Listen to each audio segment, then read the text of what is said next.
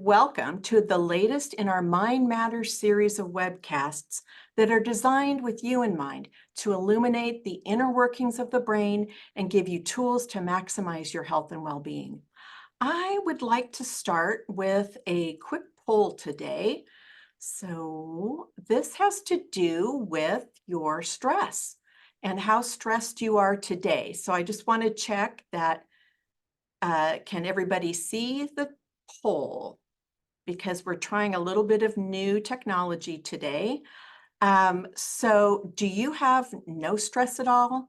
Not a care in the world. Do you have some stress? You feel that you have good coping skills to carry you through? Or are you very stressed? You are at your limit.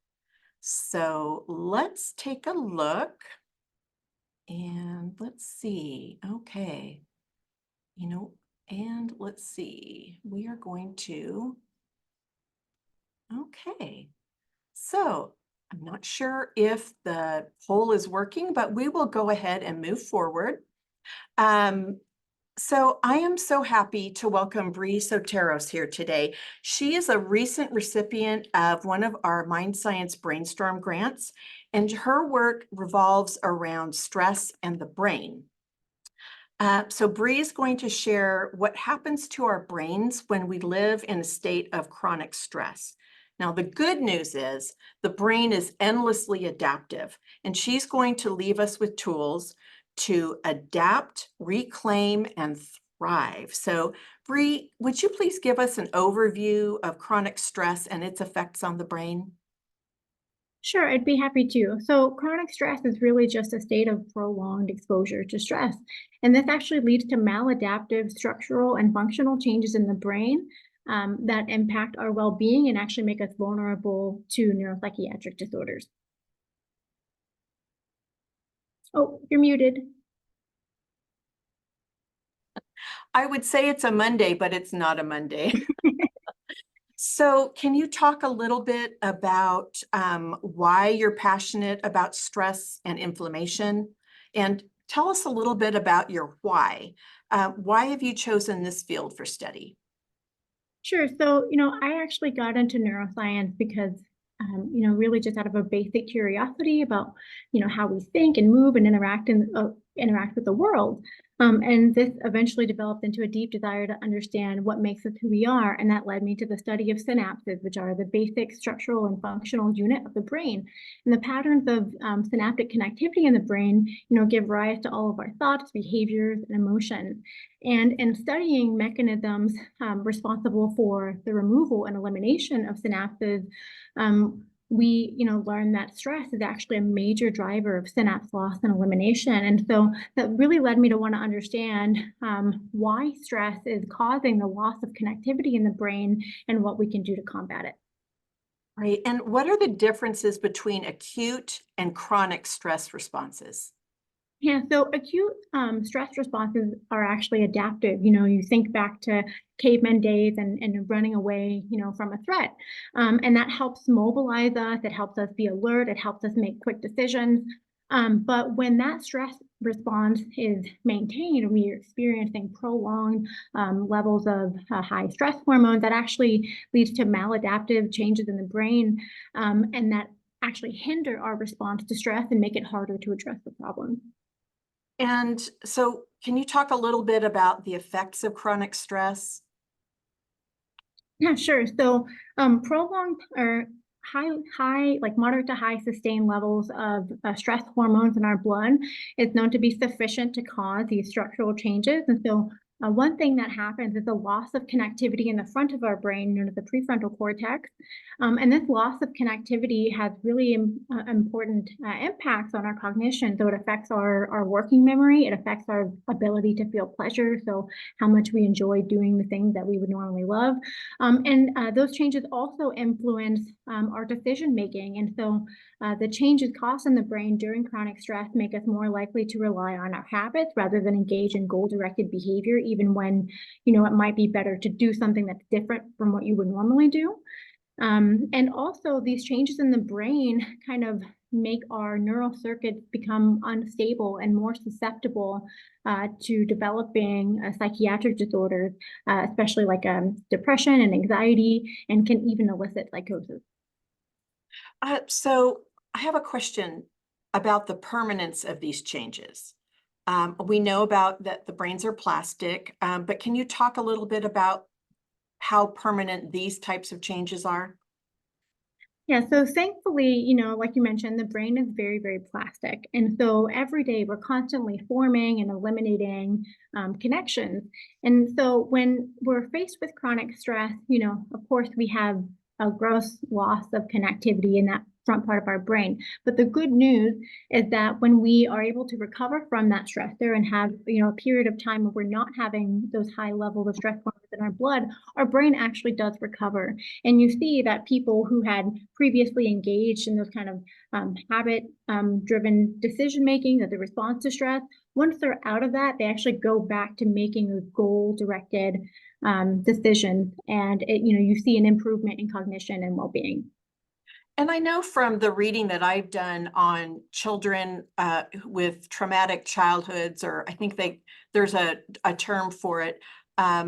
So if you're a child and you've grown up in chronic stress and you have that inflammation and you grow to adulthood, so maybe what you're saying is that even at that point, you can alleviate some of that, what I'm going to call brain damage. Potentially. And, it's important to note that, having undergone traumatic experiences and, extreme stress, it does leave kind of an imprint on your brain and impacts the way that you react to stress later on in life. Now, as far as, in the daily stresses that we experience, being able to bring down those stress hormones kind of helps our brain start to recover and make progress. But as far as the neuroinflammation goes, which is something I didn't mention before, stress actually causes neuroinflammation in the brain. And it's that neuroinflammatory process that leads to essentially, you have a type of cell called microglia that are chewing away at those connections. And so finding ways to kind of dampen that neuroinflammation and also, keep check on inflammation in the body is really important for helping our brains thrive during times of stress. Mhm. And in your Mind Science funded project, you used a phrase that has stuck with me, and I love it. And you talk about the force field, a force field around the neurons, and what causes that protective force field. Yeah, so there's a lot of literature to show that actually our social bonds, that our connectedness creates this biological force field that helps protect the brain from stress. And that's something I think we all kind of intuitively know that we feel better when we're able to talk with our friends and be with our family. And even if we're kind of just complaining about the stuff that's going on, it feels good to get it out and know that people understand what you're going through. So really, those kinds of connections, even if we're just saying hi to, the cashier at the grocery store and acknowledging the people nearby, that boosts our mood and it helps protect the brain. And the part of the way that we know about this is because in times of isolation, we actually see the similar neuroinflammatory process that where it's damaging the parts of the brain, involved in our cognition and our mood and things like that. And so by being together and being connected, we help our brains to thrive and to do better. And you were doing that work during the pandemic, weren't you? Yeah. So I think it held special significance when we were learning about that research and this collective state of chronic stress that we were all in, and that being not just an individual experience, but really, in every, the concentric circles of the people in our life, our immediate family and friends, and then even out to the community at large. And I know we're going to talk in just a little bit about how what the neurobiological impact of chronic stress is, not just for individuals, but for communities, and some of the ways that we can alleviate that or ameliorate that and make our communities stronger. So I would like to talk a little bit about the implications for the research that you're talking about. So you've talked about how stress eats away at our brain, it induces neuroinflammation, even has an impact on our decision making. Mhm. And actually, I want to go back to the decision making. How does it change, or what does that look like in the decision making? Do we make rash decisions? Do we cling to what we know? What happens in our decision making? That's a really good question. So when it comes to decision making, it's more like we're relying on our habits. And so you can kind of think about it in the context like of addiction, for example. When somebody's undergoing a lot of stress, their brains are reverting to those pathways that they know. And so they're more likely to continue, whether it's drinking or smoking or, whatever it may be, to default to that as their coping mechanism, to think that that's the thing that's going to help them. But when you're able to help alleviate some of those stressors in their life, such as, having stable housing, or stable income, those kinds of things make it easier for their brain to kind of adapt and start to engage in goal-directed behavior, which is, abstaining from smoking or drinking and instead spending time working out or doing things like that. And so it's really just those changes in circuitry that are influencing our tendency to engage in habit-related behaviors versus goal-directed behaviors. And then it's probably self-evident that when you're engaging in those coping mechanisms, if it's, alcohol or nicotine, that those types of things just add and pile on to the problems with the, synapses and the well-functioning of your brain. So, so let's talk about then, I want to jump to what you're talking about with connectedness, and how that extends to our community.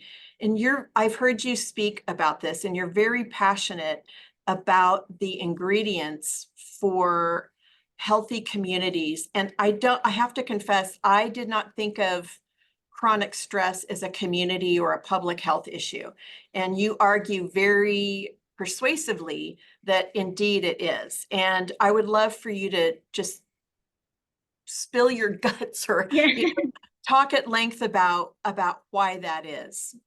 Yeah, absolutely. And so, we often think of stress as that something that's impacting our lives, right? We know this intimately, the stress from our job, the stress from school, and we kind of carry that into our home lives and also with our interactions with other people. And if you think about it, large, parts of the population are also undergoing chronic stress. And like I said, mostly from job, mostly from school. And that's impacting our decision making at scale. And so thinking about neuroinflammation, and I didn't really go into this before, but I'd like to touch on it briefly now. So, my expertise is in, a neuroimmune mechanism for synapse elimination that involves microglia, which is like a helper cell of the brain and part of an ancient part of our immune system known as complement. And during chronic stress, we found that we see a massive upregulation of these immune proteins in the brain. And that's leading, and what they do is they tag connections for elimination, and then these cells come along and gobble them up. There's actually lots of things that influence our immune status, that influence neuroinflammation, also just inflammation in our body. And so we're talking about things like air pollution, our food quality, our stress. And those are all things that impact, again, also large parts of the population. So not only are we trying to fight against this neuroinflammation happening from stress, we're constantly experiencing this because of environmental factors. And so that means that you have a lot of people who are vulnerable to developing these stress-related psychiatric disorders because they're being hit, from all these different angles.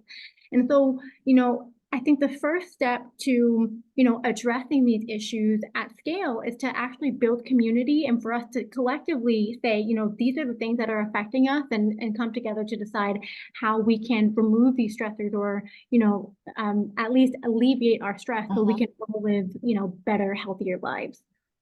And so let's then jump into kind of $2 million questions. So let's get specific on how we help ourselves, and then also how we institute, like some steps to institute change on a community level. Yeah, those are great questions, and that's something that I get asked and that we all really wanna know the answer to.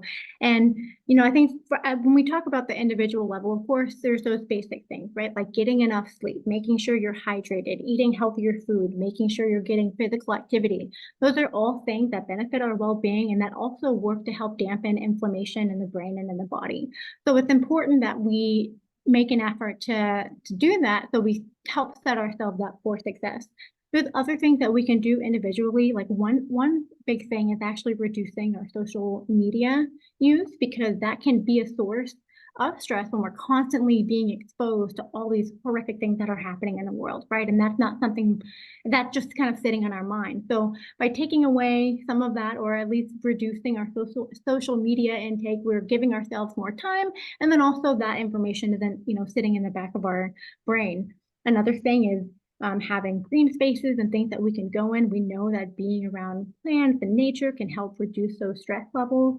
Other things are, engaging in creative activities. So, some form of art, whether it's music or drawing or writing, just something where you can kind of let out what's in your head and kind of express yourself.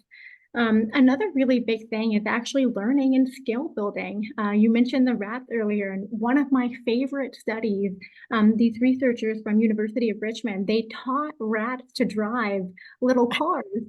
And you can see this video of them driving around in their cars. And the purpose of this was to see, how it impacted their stress. And what they found was that essentially learning this new skill helped regulate their stress levels by increasing a hormone that counteracts cortisol, right, which is the stress hormone.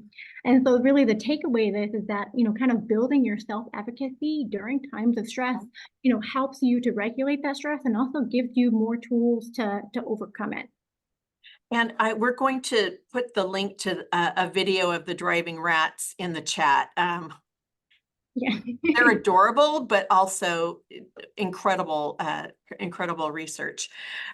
So let's talk about how we extend this, the steps to extend it into our community. And we've kind of already talked about that, but you mentioned green spaces.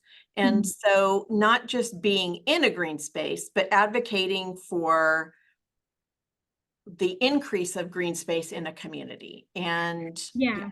Yeah, absolutely. So, one thing is like in a neighborhood, for example, if there's a way to have a kind of community garden, which is one way to bring people together, you're working towards a common goal, but also it just helps there to be more green spaces in your neighborhood. You can also have the same kind of thing at work, at school, integrating some kind of nature into those environments. Now, another thing that we can, do for our community is, well, a question that we have to also ask ourselves is, what are we doing at the level of our institutions and our workplaces and our schools to help encourage people to do those basic things that they need, right? Like our having, regular and reasonable working hours so that people can have time in their day to relax, so people can actually, get to bed at a reasonable time. And also being paid well enough so that way they can afford the healthy food and afford things that are good for their body. And really just making sure that we, I think we all kind of value our time and we all want our families to be happy and healthy. We want our neighbors to be happy and healthy. So just taking really a moment to reflect, like, what can we do collectively to ensure that everybody's needs are taken care of so that way we can all move forward. yes, yes to all of that. So I want to talk a little bit, and I do want to invite people to throw their questions in Q&A, but we do have one here. How does intentional acute stress, how do you relieve intention, sorry. How do things like breath work, sauna, or cold plunge improve the way we manage or prevent chronic stress? Yeah, so things like sauna and cold plunge and things that kind of help you lower your cortisol levels and kind of come back down to your baseline, those are really important to do. So, I mean, when we talked about chronic stress, we're talking about this kind of uninterrupted stress response that's just continual. So it's super, super important to find some time in your day or in your week where you can have a moment to help bring that down. So breath work and things that help you kind of regulate your emotions, help you feel some kind of peace for a moment are really important to interrupt that process so you're not having this continual high level of stress hormones in your blood. And I think also we're talking about a lot of tools to help us when, if we were talking about driving our car and we get a flat tire. So some of the things there are things we can do that are analogous to fixing the flat tire. You're giving us some tools. We know we have, when you get a flat tire, you open your trunk, you have tools there to repair the flat tire. But we don't want to keep driving around on the spare. And so to me, that says this more idea of preventive maintenance. So Mhm. I think also the awareness that the self-awareness that you're in chronic stress, because maybe, I think a lot of people, and myself included, will be well into the chronic stress before we take a breath and say, wait a minute, I'm super stressed out. And for me, and I think other people, that moment comes when I'm ready to explode. Yeah. It doesn't come. And so, backing that process up so you can do preventive maintenance basically on your car so that, keeping the tires filled. And I don't want to exhaust the metaphor or the analogy, but, talking about things and being mindful of where we are in that stress cycle, and doing things that are more like preventive maintenance. And so I always think of mindfulness, and you're talking about practices. So a practice of being in nature, a practice of mindfulness, a practice of being connected to people, so that you don't find yourself in this chronic state. Mhm. But I also don't want to ignore the fact that some of those chronic states, there are things that you can be in green space and do all the things, and it's still, there are life situations that are just intractable that keep you in that place. Yeah, So absolutely. And I don't want to get the wrong idea that, just breathing is going to help you get through a super, extremely stressful situation where you can't control. And the point is, not that, these kinds of activities are going to remove your stress, because they're not, but they help you balance yourself and regulate yourself so that way you are equipped to face a challenge. It's really important that we don't just kind of fall back only on these, self-soothing mechanisms, because then if we just do that instead of work to address the problem, then that's always going to be looming over our head. And so especially when we're talking about this on a community level, we want to come together, find ways that we can soothe together, and then also work together to address these bigger things, which, often impact all of us. And you also, brought up an important point about kind of being mindful of your stress and kind of gauging where you're at.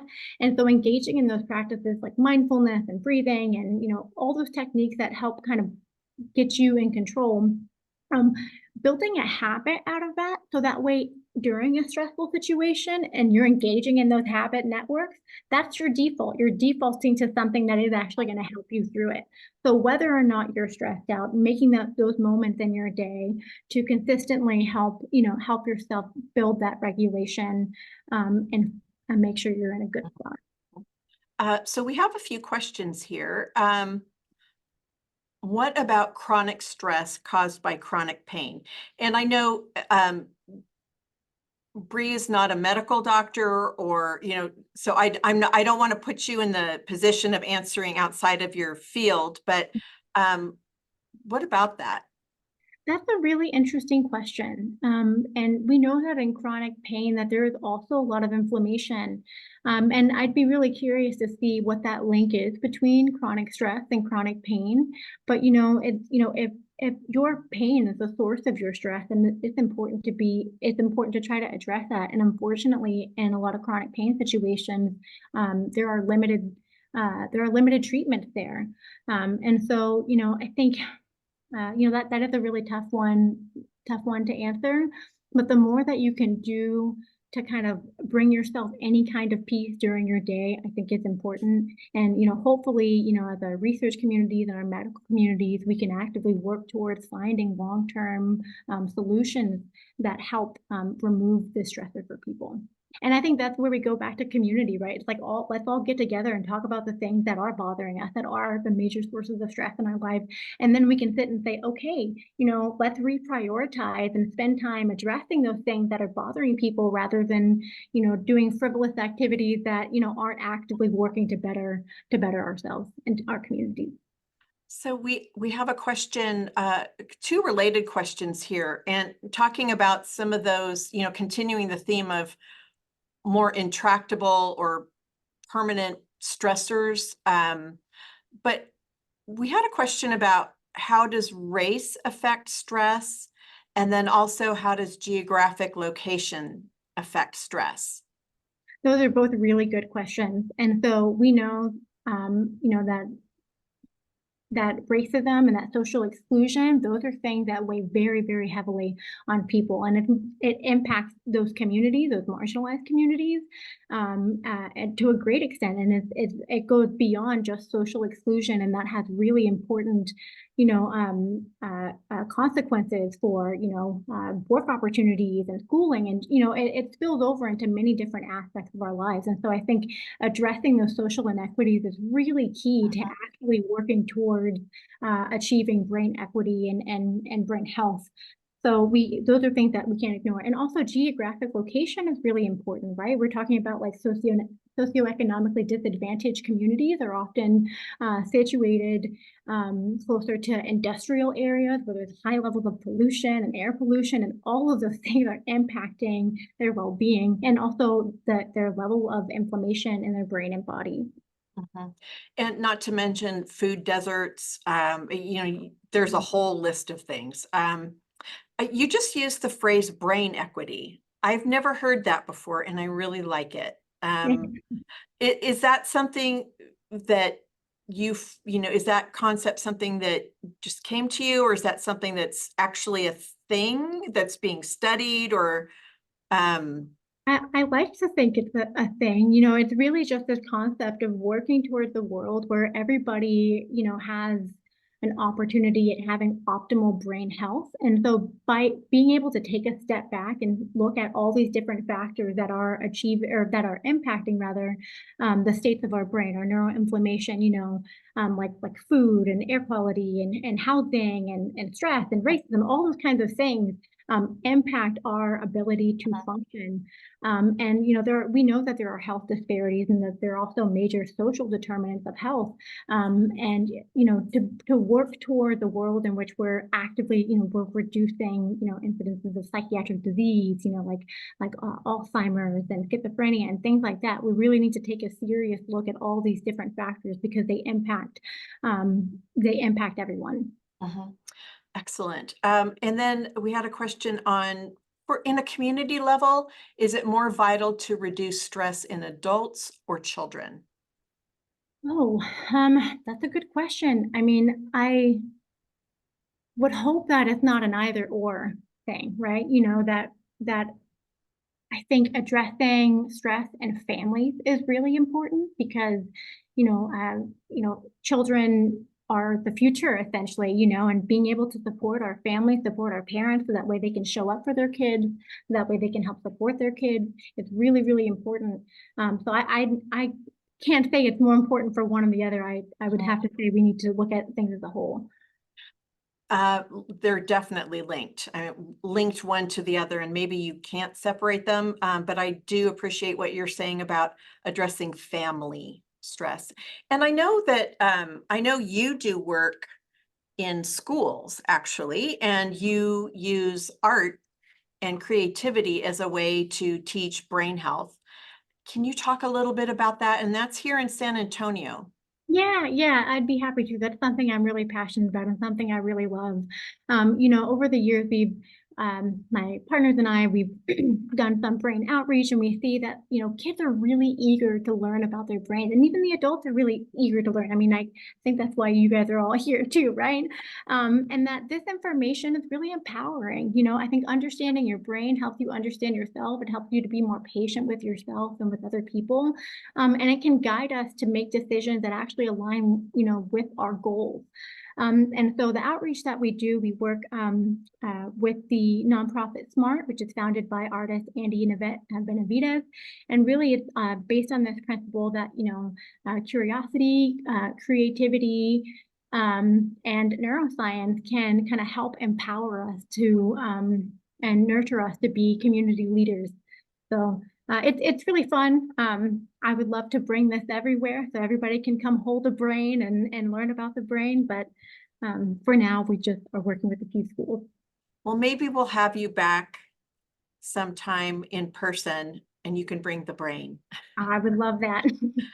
So I want to encourage any other questions you might have, but also to kind of bring this full circle.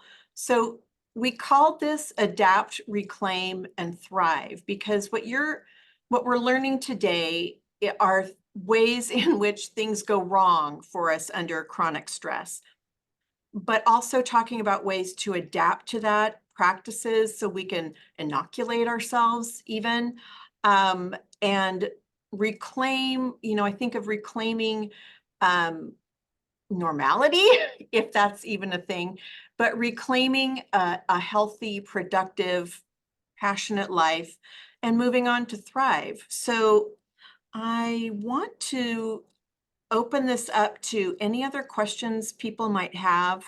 And, is there anything you want to leave us with, Bree, before we wrap up? Like if you had to give us 3 things to walk away with. Okay. I think the very first thing that comes to mind for me is that, all of our lives are deeply interconnected, whether or not we realize it. And, helping everyone in our society, have what they need to live, it helps all of us, and that we can all benefit from things that help reduce stress for, ourselves and for our neighbors and our communities. I say the second thing that is going to seem kind of random, but please drink more water. I don't think we realize how important water is for our bodies. Yeah, water here too. And that can be important for helping our bodies, kind of flush out toxins and get rid of the trash, and help also dampen inflammation. We talk about how inflammation is impacting, the brain, and anything that we can do to kind of keep that under control in our body is important. So drink more water. That's important for your cognitive functioning and for, you to be able to be your best self. And then the last thing I'd say, maybe one of the, more important things, is just to try to be kind and to connect with the people around you, because, like we mentioned before, that, those kinds of bonds create a biological force field that protect our brain and help us be healthier and happier. And it doesn't take much to just acknowledge the person, walking by you and to say hi. So, and it can make a difference in somebody's day. Yeah, it makes a difference in our day too.